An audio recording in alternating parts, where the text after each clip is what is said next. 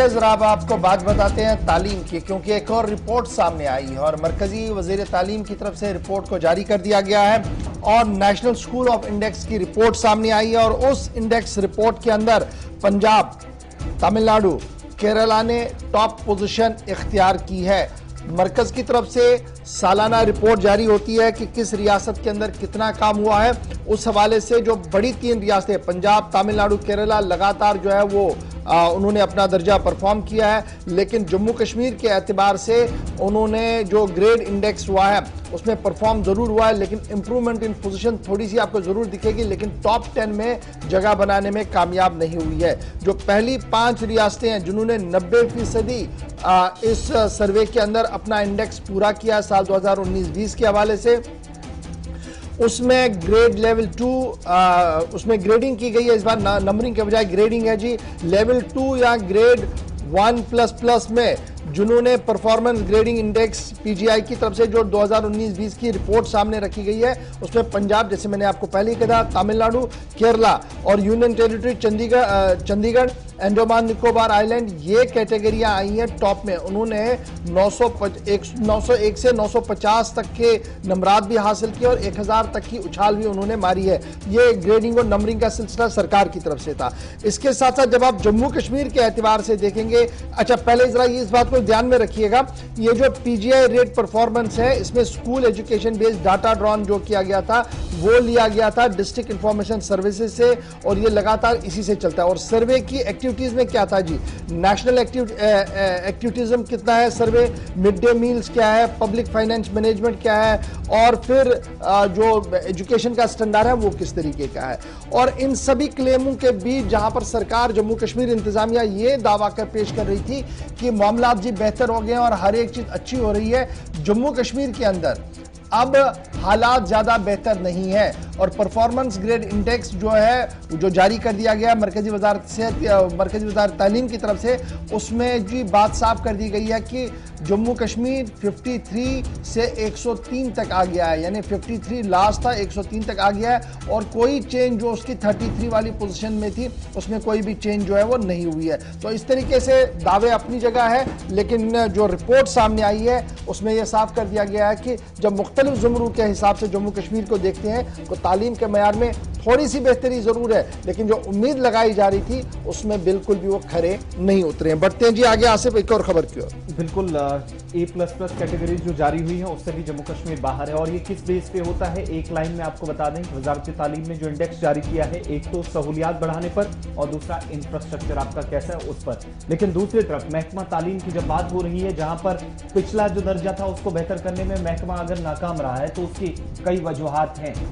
दूसरी खबर जो इस वक्त हम आपको बता रहे हैं वो ये कि जम्मू कश्मीर के अंदर महकमे पर इस वक्त भी सवाल इसलिए उठ रहे हैं क्योंकि सैकड़ों तालीमी इदारे बिना सरबराहन के इस वक्त काम कर रहे हैं। जिला रियासी तालीमी निजाम में जम्मू सूबे के अंदर जहां पर सबसे अबतर हालत है, कई ऐसे हायर सेकेंडरी हाई स्कूल जहां पर प्रिंसिपल्स नहीं है, हेडमास्टर्स नहीं है। महकमा तालीम की कारकर्दगी पर इसलिए भी सवालिया निशान लगा है क्योंकि 5 अजला में सीईओज की कुर्सी अभी तक खाली है जम्मू सूबे के अंदर। 52 एजुकेशन जोन्स हैं, 121 हायर सेकेंडरी स्कूल्स हैं, 348 हाई स्कूल्स हैं जिनमें कोई भी सरबराह नहीं है। बिना प्रिंसिपल के, बिना हेड के इस वक्त इन स्कूलों के अंदर कामकाज चल रहा है। हालांकि बहुत सारे स्कूल बंद हैं, लेकिन इस बंद पीरियड के दौरान भी इंतजामिया यहाँ पर सरबराहन की नियुक्ति करने, उनको यहाँ पर लाने के लिए काम अभी तक शायद संजीदगी से करती नजर नहीं आई। यही वजह है कि 5 डिस्ट्रिक्ट बिना हेड के यानी चीफ एजुकेशन ऑफिसर भी कहीं पर मौजूद नहीं है। 121 सरकारी हायर सेकेंडरी स्कूल हैं, 348 हाई स्कूल्स हैं। ये जम्मू सूबे की सिर्फ बात हो रही है, एक सूबे के अंदर। कुल मिलाकर एजुकेशन जोन 52 बनते हैं। 370 की मंसूखी के बाद 2.5 साल जब लगभग मुकम्मल हो जाएंगे तो उसके बावजूद भी इन सभी इदारों के अंदर सरबराहन की कुर्सी को फिल करने में, इन वैकेंसीज पर किसी को नियुक्त करने में इंतजामिया पूरी तरह नाकाम रही है। और अब देखिएगा कोविड पेंडेमिक के दौरान 1.5 साल का तवील अरसा जहां पर कोविड-19 के बीच तकरीबन 1.5 साल के इस अरसे के बीच भी 3 से 4 महीने जिन तालीमी इदारों के अंदर काम शुरू हो पाया है वहां पर भी टॉप ऑफिसर्स की जो कुर्सियां खाली थी उनको भरने में, वहां पर अफसरान की तैनाती को यकीनी बनाने में महकमा तालीम पूरी तरह नाकाम साबित हुआ है। जिला रियासी जहां पर सबसे ज्यादा स्कूल, जहां पर हायर सेकेंडरीज या हाई स्कूल इस वक्त सबसे ज्यादा बिना सरबराहन के काम कर रहे हैं, इसी तरीके से 50 ऐसे स्कूल्स हैं बिना हेडमास्टर के इस वक्त काम कर रहे हैं। 75 सरकारी हाई स्कूल हैं जो बिना सरबराहन के इस वक्त काम कर रहे हैं। 6 पोस्टें 6 महीनों से अलग अलग जगहों पर खाली पड़ी हैं, लेकिन महकमा मुकम्मल तौर पर इनको अभी तक जम्मू से लेकर राजौरी, पुंछ और उधमपुर कठुआ तक फिल करने में नाकाम साबित हुआ है। इसी पर हमारे साथ मजीद बात करने के लिए विनोद कुमार जी हैं, सीनियर न्यूज एडिटर जम्मू से हमारे साथ ज्वाइन कर रहे हैं। बहुत शुक्रिया विनोद जी ज्वाइन करने के लिए। 121 हायर सेकेंडरी स्कूल्स और इससे कहीं ज्यादा बाकी सारी पोस्ट जब हम मिलाते हैं तो 200 प्लस ये सारी कैटेगरीज हो जाती हैं। इनको फिल करने में पूरी तरीके से education department, Jammu Kashmir administration नाकाम रही है। और अगर 1.5 साल के इस अरसे में जहां पर कामकाज नहीं हुआ, यहां पर भी अगर कुर्सी पर अफसरान को नहीं बिठाया जा सका है, तो करंट सिचुएशन इस वक्त जो एजुकेशन सिनारियो है वो किस तरफ जा रहा है जम्मू प्रोविंस के अंदर?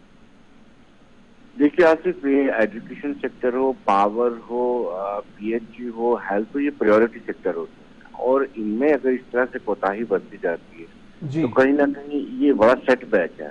और एजुकेशन सेक्टर में पर्दादारी इसलिए भी थी क्योंकि कोविड-19 के चलते स्कूल नहीं चल रहे थे तो ये सारी चीजों पर पर्दा पड़ा हुआ था। अब जब स्कूल खोलेंगे आहिस्ता आहिस्ता, एटमॉस्फेयर ठीक होगा, माहौल ठीक होगा, तो कहीं ना कहीं ये सारी चीजें बाहर आएंगी। लेकिन इतनी ज्यादा लापरवाही हमने कभी देखी नहीं। जिस तरीके से सीईओज नहीं है आपके पास, हायर सेकेंडरी स्कूल के प्रिंसिपल्स नहीं है, तो कहीं ना कहीं ये एक बहुत लापरवाही का सिलसिला है। इसको रोकना होगा और सरकार को चाहिए कि इमीडिएटली, पहले भी इंचार्ज सीईओ बनते रहे, इंचार्ज प्रिंसिपल बनते रहे, लेकिन पोस्ट फिल नहीं होती थी। अब इनको चाहिए कि इस पोस्ट को फिल करना चाहिए। जी आसिफ, एक चीज और भी जम्मू कश्मीर के अंदर एक और अप्रोच देखिए जिसके साथ काम हो रहा है, वो एडोकिज्म वाला जो निजाम चल रहा है, जो सिस्टम है, उसने बहुत सारी तबाहकारियां लाई हैं। क्या उसको भी एक रीजन माने कि उस हिसाब से पोस्टें फिल करना जो रेगुलर भरनी थी वो नहीं हो सकी है? आसिफ, एजुकेशन सिस्टम में ये रहा है पहले से ही। इंचार्ज एक ऐसा वर्ड, आईसी ऐसा वर्ड इस्तेमाल किया जाता है एजुकेशन सिस्टम में। Incharge principal, incharge lecturer, incharge headmaster, incharge CEO, ये इंचार्ज सब एडॉक्टिज्म का देन है। और जब तक ये एडॉक्टिज्म रहेगी तब तक सिस्टम को स्ट्रीमलाइन नहीं किया जा सकता। ये सिस्टम फिलहाल डिरेल हो चुका है, इसको दोबारा पटरी पर लाने की जरूरत है। नए सिरे से मुझे लगता है कि अपॉइंटमेंट्स करने की जरूरत है। जो असामियां खाली पड़ी हुई हैं उनको भरने की जरूरत है। नहीं तो जो एक उम्मीद करते हैं कि शिक्षा ही एक ऐसा माध्यम है जिसके माध्यम से समाज को आगे लिया जा सकता है, अपने सोसाइटी को आगे लिया जा सकता है, लेकिन जो हालत इस वक्त एजुकेशन सिस्टम की बनी हुई है यूटी जम्मू कश्मीर में, तो कहीं ना कहीं ये बहुत ही घातक साबित होगी। बहुत बहुत शुक्रिया Vinod Kumar ji, senior news editor हमारे साथ थे। अब ये बड़ा इंपॉर्टेंट है जी आसिफ, अभी हम रिपोर्ट बता रहे थे ना कि दिल्ली ने जो रिपोर्ट जारी किया उसमें जम्मू कश्मीर क्यों पीछे है जी। वजह एक तो ये भी है, 2-3 बातें तो आपने बताई दी। अब उधमपुर की भी बात फटाफट से अगर आप देखेंगे तो अभी जो एदाद शुमार हमारे पे, आज हम सिर्फ जम्मू सूबे की बात करें क्योंकि लगातार पिछले दिनों में हमने कश्मीर की बात की थी, तो आज जरा जम्मू की बात करते हैं। सूबा जम्मू का उधमपुर जिला भी है जहां पर 11 पोस्ट जडीओ के हैं और 10 वैकेंट है।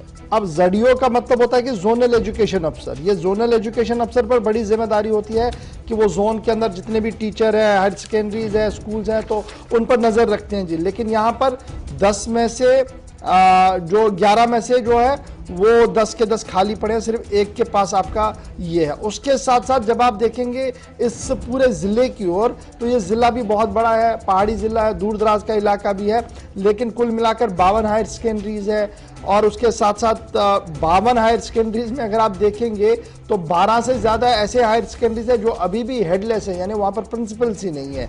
107 गवर्नमेंट हाई स्कूल उधमपुर के अंदर है, 22 ऐसे हैं जहां पर हेडमास्टर ही नहीं है। ये एक छोटे से जिले की बात करूं। उसके बाद पुंछ आई है, ये तो उधमपुर था, फिर पुंछ आई है। पुंछ क्यों? ये बॉर्डर एरिया है, सबकी नजर रहती है और यहाँ पर एडमिनिस्ट्रेशन भी है और ज़राए ब्लॉक भी काफी तेजी के साथ काम करता है। लेकिन 11 एजुकेशन जोन है, 5 जडीओज के बिना है। 11 में से 5 जनाब है वो बिना जडीओज के है।